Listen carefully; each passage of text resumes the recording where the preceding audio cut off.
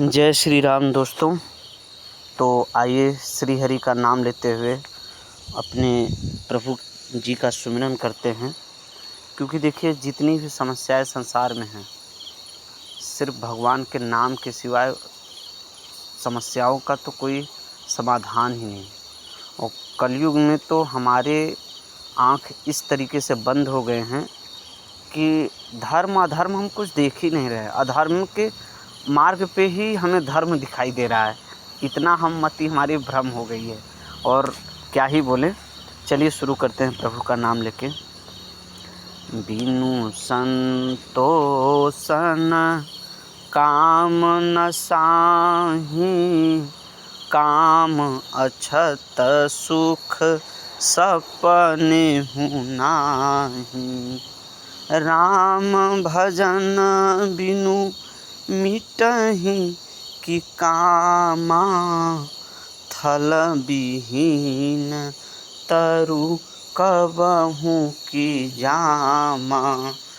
बिनु विज्ञान की क्षमता आवै, को अवकाश कि नभ बिनु पावै। श्रद्धा बिना धर्म नहीं होई, बिनु महि गंध की पावै कोई। बिनु तप तेज की कर विस्तारा, जल बिनु रस की होई संसारा। सील की मील बिनु बुध सेवकाई,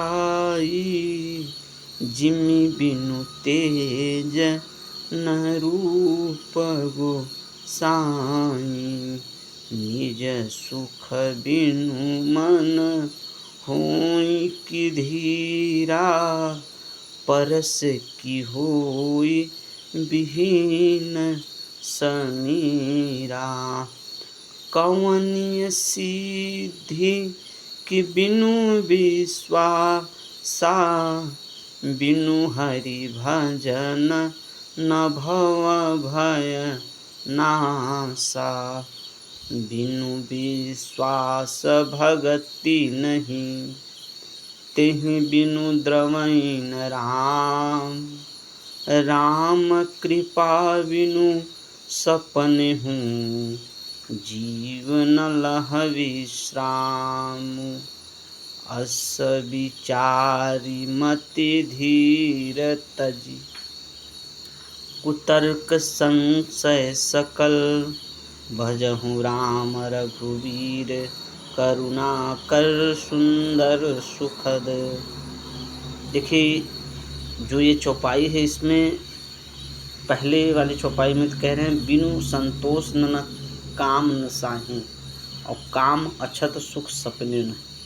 हमारे पास जो भी साधन हैं, अगर हमें संतोष नहीं है तो फिर हमारी कामनाओं का कभी अंत नहीं हो सकता। और जब तक कामनाओं का अंत नहीं होगा, तब तक हमें सुख तो पूरी ज़िंदगी कभी नहीं मिल पाएगी। और राम जी के भजन के बिना कामनाएं हमारी मिट नहीं सकती।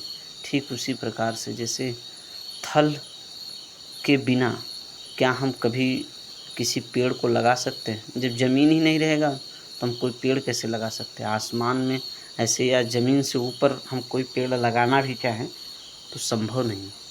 बिनु विज्ञान की क्षमता आवै, को अवकाश की नभ बिनु पावै।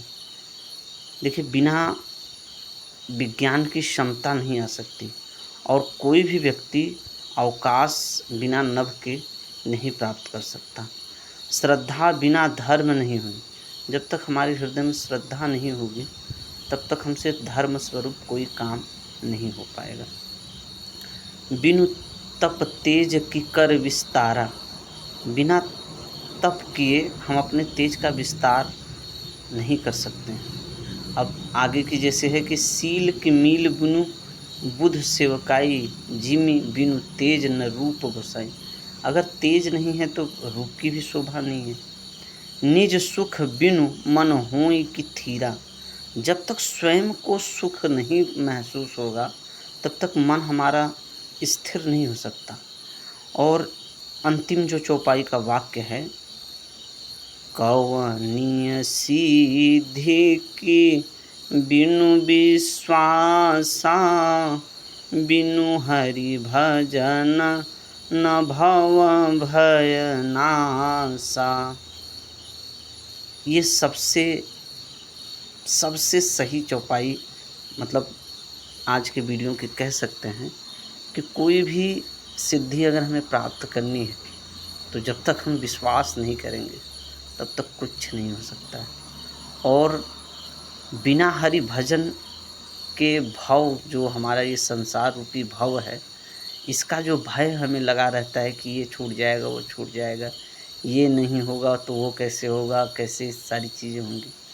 बिना हरि के भजन के बिना तो ये भय हमारा नाश नहीं हो सकता। बिनु विश्वास भगति नहीं, तेहि बिनु द्रवहीन राम। जब तक विश्वास हमारा नहीं होगा भगवान के श्री चरणों में, तब तक तो जो है कि हमसे भक्ति नहीं हो पाएगी।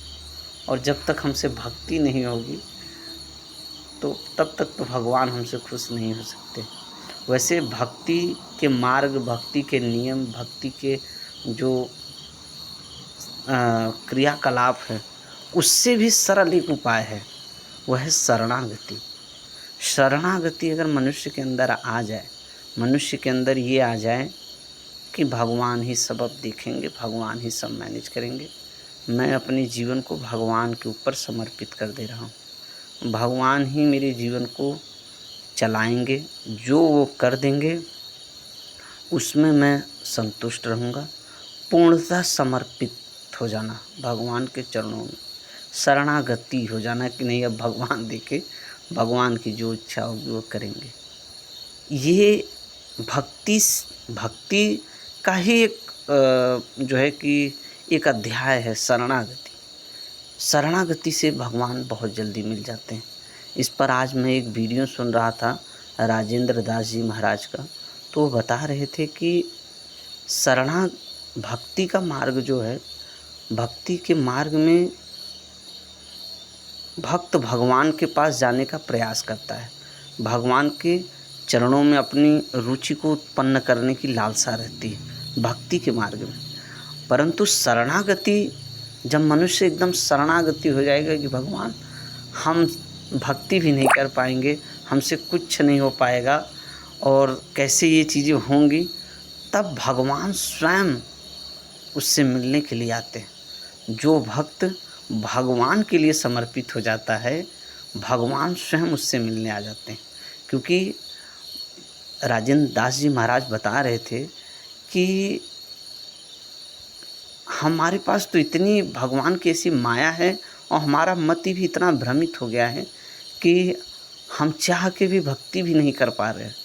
तो ऐसे भक्त क्या करें, वो शरणागति हो जाए कि भगवान आपकी जो इच्छा हो करवाइए, जैसे आप करवाएंगे वैसे ही हम करेंगे। फिर धीरे धीरे भगवान की ऐसी कृपा होती है कि फिर उसके अंदर भक्ति के भी गुण आने लगते हैं। और जब वो 100% शरणागति कर लेगा तो स्वयं नारायण आके उसे दर्शन देंगे। बस यही बात, इतनी ही बातों से मैं अपनी वाणी को विराम देता हूँ। जय श्री राम, जय भोलेनाथ।